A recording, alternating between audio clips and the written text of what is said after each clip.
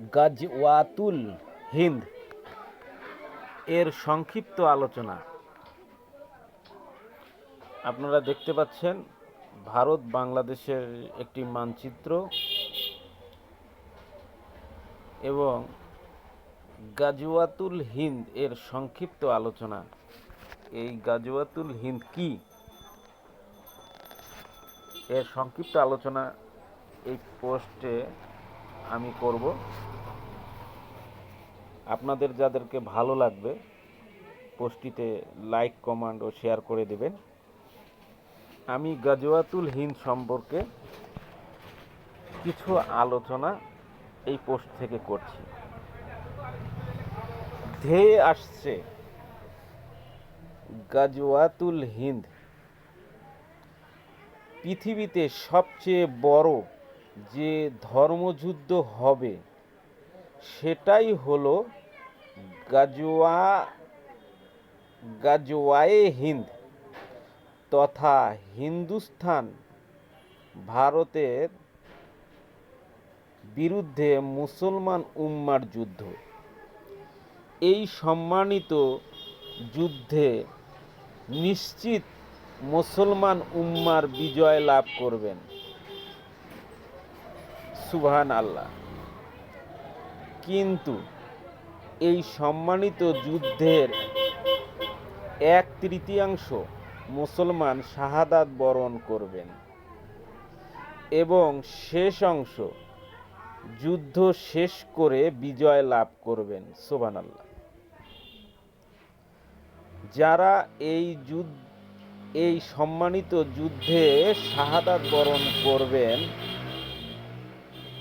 ওনারা নিশ্চিত জান্নাতি বা জান্নাতবাসী হবেন।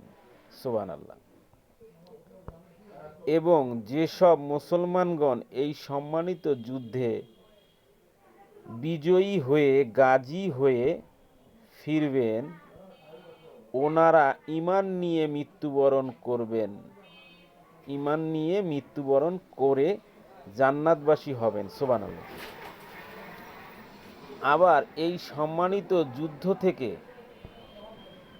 যেসব নামধারী মুসলমানেরা পালিয়ে যাবেন তারা বেঈমান হয়ে মৃত্যুবরণ করবে। নাউজুবিল্লাহ। পবিত্র হাদিস শরীফে গাজওয়াতুল হিন্দ সম্পর্কে বলা হয়েছে এটা হবে কাফির ও মুশরিকদের সাথে। মুসলমানদের পৃথিবীর ভিতর বৃহত্তম জিহাদ যুদ্ধ। এই যুদ্ধে হিন্দুস্তানের মোট মুসলিমদের 1/3 শহীদ হবেন, আর এক অংশ পালিয়ে যাবে, আর শেষ অংশ জিহাদ চালিয়ে যাবে। মুসলমানদের নিশ্চিত জয় হবে, কিন্তু এটা এতটাই ভয়াবহ যে হয়তো অল্প কিছু সংখ্যক মুসলিমই বেঁচে থাকবেন বিজয়ের খোশ আমোদ করার জন্য। অন্য বর্ণনায় আছে গাজওয়াতুল হিন্দ হিন্দুস্তানের চূড়ান্ত যুদ্ধ। রাসূল সাল্লাল্লাহু আলাইহি ওয়াসাল্লাম একদিন পূর্ব দিকে তাকিয়ে বড় বড় নিঃশ্বাস নিচ্ছিলেন।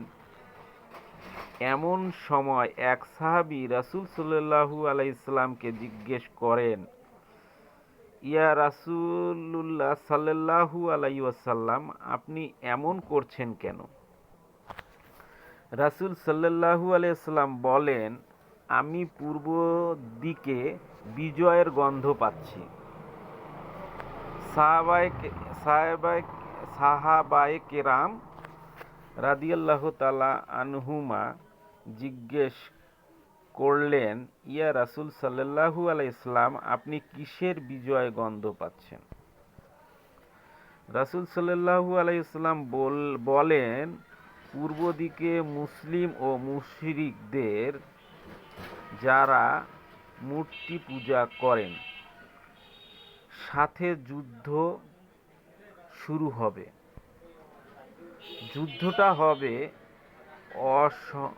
অসম। মুসলিম সেনাবাহিনী থাকবে সংখ্যায় সীমিত, কিন্তু মুশরিক সেনাবাহিনী থাকবে সংখ্যায় অধিক। এই যুদ্ধে মুসলিমরা এত বেশি মারা যাবে যে মুসলিমদের পায়ের টাকুনি পর্যন্ত ডুবে যাবে। এই যুদ্ধে মুসলিমরা এত বেশি মারা যাবে যে রক্তে মুসলমানদের পায়ের টাকুনি পর্যন্ত ডুবে যাবে। এই যুদ্ধে মুসলিমরা 3 ভাগে বিভক্ত থাকবে।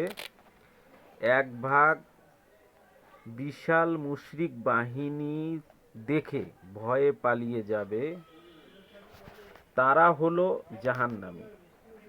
আর এক ভাগ সবই যুদ্ধে শহীদ হবেন।